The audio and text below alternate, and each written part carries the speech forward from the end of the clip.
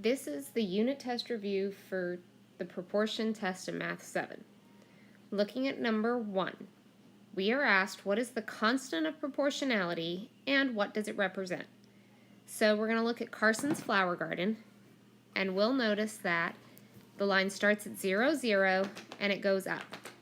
In order to determine the constant of proportionality, that means when there's a 1 down here, we need to go up and see where do we meet the line.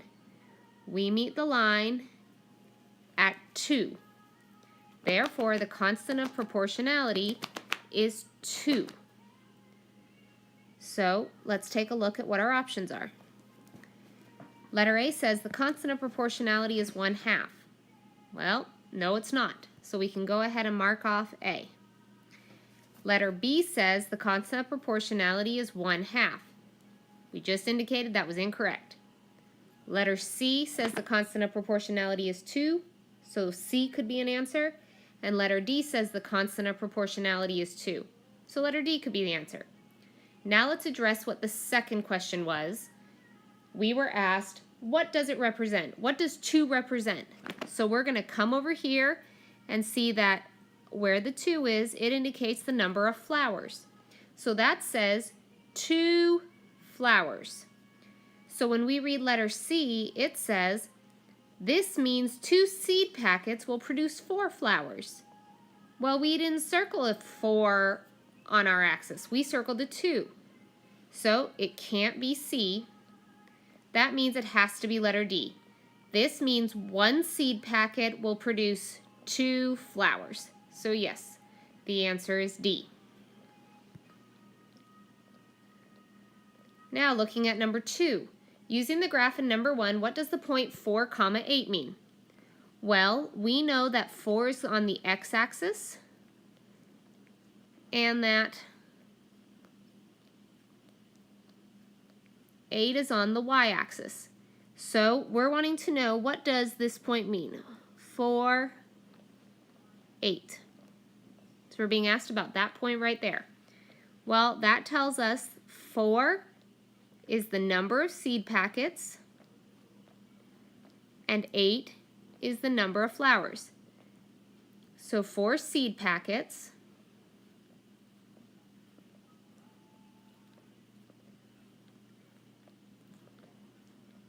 will produce 8 flowers. Now we can put this in any terms. 4 seed packets will make 8 flowers. 4 seed packets will grow 8 flowers, anything to that effect. But what we're doing is we're taking the numbers from the graph, that coordinate of 4, 8, and we are actually applying it to what does it represent in this situation. So we want to make sure we address the units for both down on the x-axis and on the y-axis in our answer. Question number 3 says, what 2 things must be true for a graph to represent a proportional relationship? Well, go ahead and flip your paper back over to question number 1. Look at that graph. Notice that there are 2 things about it. The first thing is that it must be a straight line. Remember the examples we did where there was one that looked like a curve upside down U or a lowercase n. There was one that had the open circle, closed circle lines, kind of look like stair steps. So those are examples that were not proportional. The other thing that makes it proportional is where it starts. In this case, it starts at 0, 0, which is known as the origin.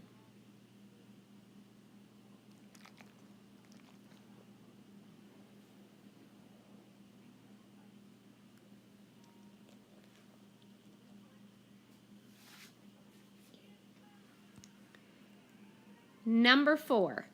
The following chart shows the pay a babysitter made for different hours of work. Does the babysitter's pay represent a proportional relationship? So we have to remember that proportional relationship means we are looking for multiplication.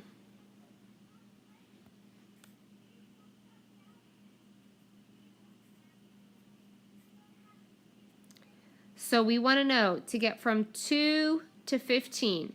Now the reason I skipped over 0, 0 is because we know that anything we could multiply by 0 will equal 0. So we're going to skip that one. So to get from 2 to 15, that's saying times 7.5. So if we come down to 3, we want to know how do we get to 24.75? Well, that would be times 8.25. And to get from 11 all the way up to 107.25, that's times 9.75. So after we realize this, we go, hey, we don't have a constant. We have a 7.5, 8.25, 9.75. Those are not the same number. So no constant.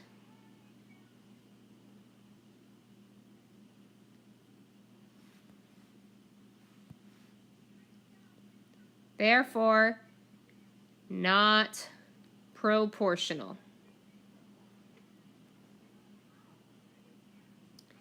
So we've looked at an example where proportional relationship on a graph starts at 0, 0, straight line.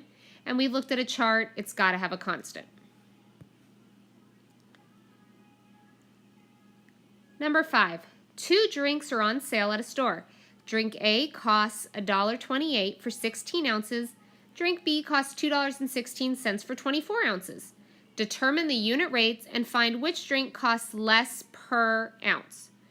So when they talk about less per ounce, the cost less per ounce, that's just another reminder that money's going to come first, because we know money always goes first.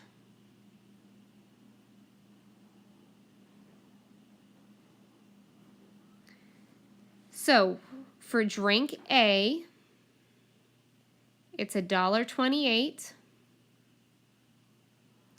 over 16 ounces. And OZ is the abbreviation for ounces. We can divide top and bottom by 16 because to get unit rate, we need our denominator to be 1. So we're looking for 1 ounce. When we divide 128 by 16, we get 8 cents. So it's 0.08 with the dollar sign. For drink B, we're going to do the same thing. We're talking money, which is $2.16, over ounces, which is 24 ounces. We divide the top and bottom both by 24 because the goal of a unit rate is to get the denominator to be 1. And when we divide $2.16 by 24 ounces, we get 9 cents. So we have solved the first part. Determine the unit rate. We've done. Now we're asked which drink costs less, drink A or drink B? And when we look at it, the answer would be drink A costs less.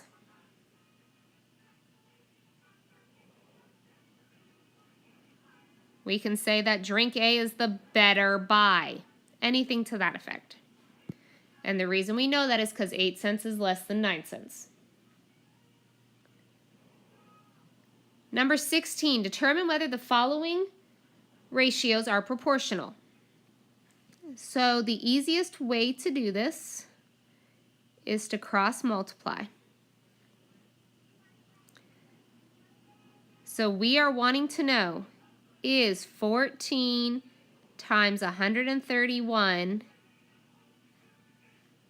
equal to 19 times 126. 14 times 131 is 1,834. 19 times 26 is 2,394. We look and we go, are those the same numbers? No, therefore they are not proportional. You can also use what we did with ratio tables, seeing if there's a relationship, but 14 and 19 weren't nice numbers to do that with. Same with the 126 and the 131, so that's the only reason I didn't approach it that way. Number 7, what is the value of n? So we know we've got to go through and cross multiply. So I'm going to do my work above. We have n times 54, or we can do 54 times n, equals 12 times 72. Well, we know 54 times n is 54n, and 12 times 72 is 864. So we want to take the inverse of multiplication, and we divide 864 divided by 54, and we get that n equals 16. Number 8, 7 bananas contain 3.5 milligrams of vitamin B6. How many bananas contain 9.31 milligrams of vitamin B6? Then we're asked to round to the nearest tenth. This is a problem that a lot of students will miss because they see the 6 with the B and assume that that's going to go in one of the ratios for your proportion, and they totally skip over the fact that the number 7 is in the problem. It's just written out in word form. So we look at what we're comparing. We have bananas as one of our units, and we have milligrams as another one, and I'm going to use mg. So now we have to say, where is the 7 bananas going to go? Well, I put bananas on top. If you put it on bottom, that's fine. So I have 7 bananas, and those contain 3.5 milligrams of vitamin B6. Then we want to know how many bananas. How many bananas? That's a question. So we know we don't have a number of bananas. Will contain 9.31 milligrams. So in the wording of the question, they have told us that 7 bananas have 3.5 milligrams. Those two numbers go together. Therefore, they need to be in the same ratio. So we're going to cross multiply. And we get that we're going to multiply 3.5 times, I'm going to use n, and 7 times 9.31. So we get 3.5n is equal to 65.17. And to get n by itself, we divide 65.17 divided by 3.5. And we're asked to round to the nearest tenth. Therefore, n is going to equal 18.6 bananas. I know you're wondering how you get 0.6 of a banana, but it just says how many bananas would we need to contain that much if I needed that many milligrams. So we don't need to round in this case to a whole banana.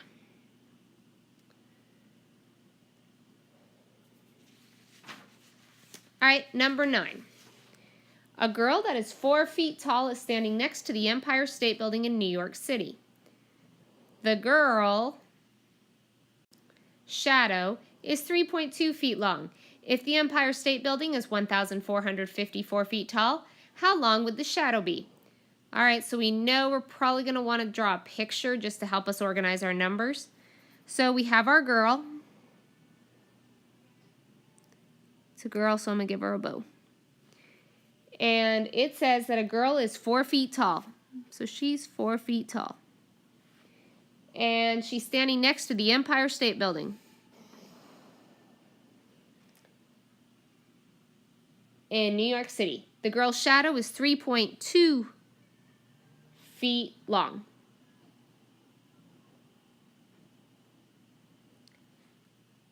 And if the Empire State Building is 1,454 feet tall, how long is its shadow? Now I'm going to use n again just because my s's might look like 5s on here and I don't want to confuse you.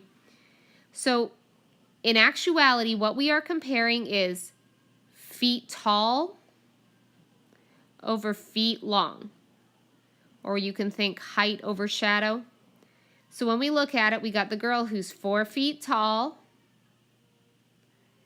and her shadow is 3.2 feet long. And then the Empire State Building is 1,454 feet tall. And we don't know how long the shadow is. Cross multiply. And we get 4 times n equals 3.2 times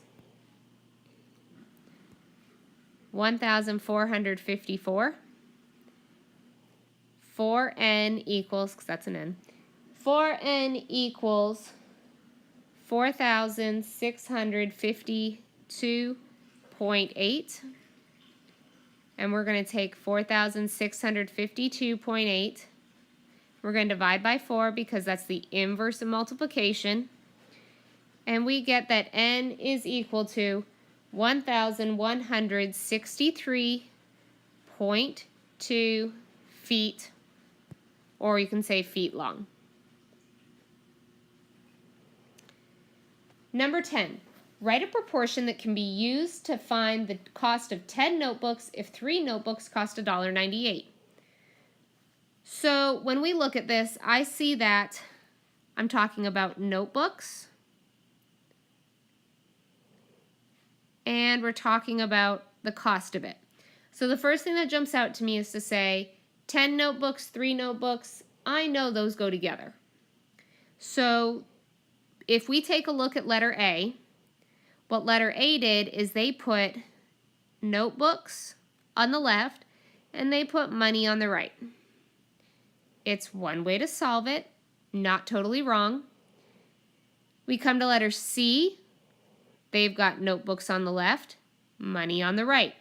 Again, not a wrong way to approach it. It's okay to do it that way. We look at letter B, and they've got notebooks up here and down here. You can't have notebooks the same unit, top and bottom. So we can go ahead and cross off B. And then we come over to letter D, and what letter D did is they put notebooks over money. Again, another way to approach it. So now let's go through and see what else they did. Well, for letter A, they said that 10 notebooks would be $1.98. When we read the problem, 10 notebooks is not $1.98. 3 notebooks is $1.98, so it can't be A. We look at C. They said that 10 notebooks is $1.98. Well, we just discussed it can't be that way. Whereas letter D said 3 notebooks cost $1.98. So right here is where they've put that ratio, 3 notebooks cost $1.98. So that's how you get to the correct answer is D. Number 11, what 3 things must be true for 2 figures to be similar? Easy first one is same shape. Second one is another pretty easy one to do, is the corresponding angles are congruent.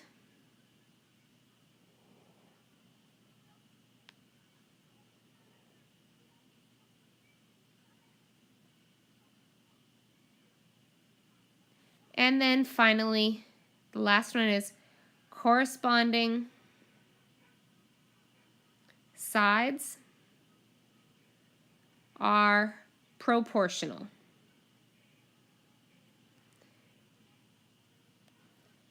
So on the test, you're not going to be asked to identify as much of this information as much as you are going to need to apply it. Number 12 says, which best describes these 2 figures? Explain your answers and show proof. Well, my figures didn't copy, so we're going to go ahead and make a beautiful drawing because y'all have learned by this point Ms. Bowling is just an incredible artist. Hopefully the sarcasm is just oozing out your screen right now because we know that Ms. Bowling's strength is not art. So what we want to know is, let's go down the line. First thing we want to check is, are they the same shape? Yes. So they're the same shape. Okay. That means that we could be similar or congruent, or it could be neither. Second one wants to know, is our corresponding angles congruent? They did not label the angles, so you have to go on the knowledge that yes, your corresponding angles are congruent.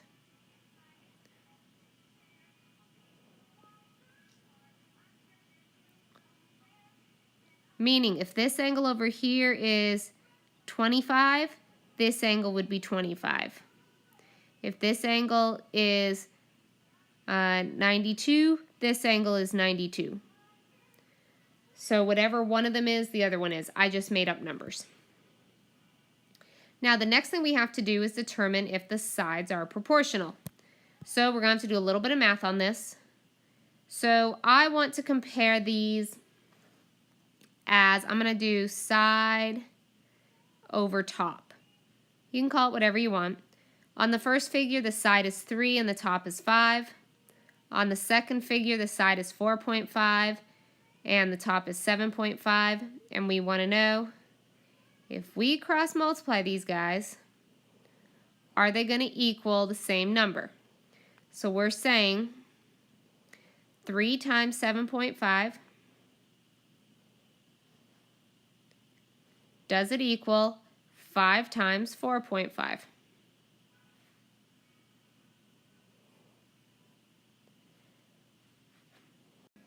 Now, before we actually go through and multiply this, I want you to take note of something. The word congruent. The word congruent means they're exactly the same. So the first thing I want to ask you before we go through and do all this math is the figure on the left the exact same as the figure on the right? We know it is not because the sides are different. So anyone that says it's congruent, letter B says congruent, and letter C says congruent. We can rule those out. They're not the exact same size. One is 3 on the side, one is 4.5 on the side, one is 5 on the top, the other 7.5 on the top. Nothing is congruent about the sides, so therefore we're going to just go ahead and take B and C out of the thought process. Now, when we multiply 3 times 7.5, we get 22.5. And when we multiply 5 times 4.5, we get 22.5. So since we got the same answer, these two figures are in fact similar because the corresponding angles, the corresponding sides are proportional.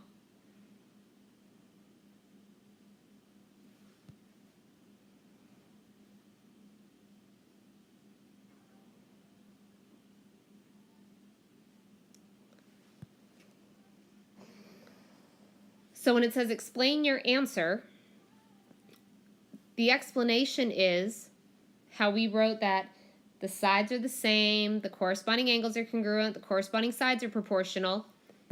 We've given our work. We could also add it is not congruent because sides are different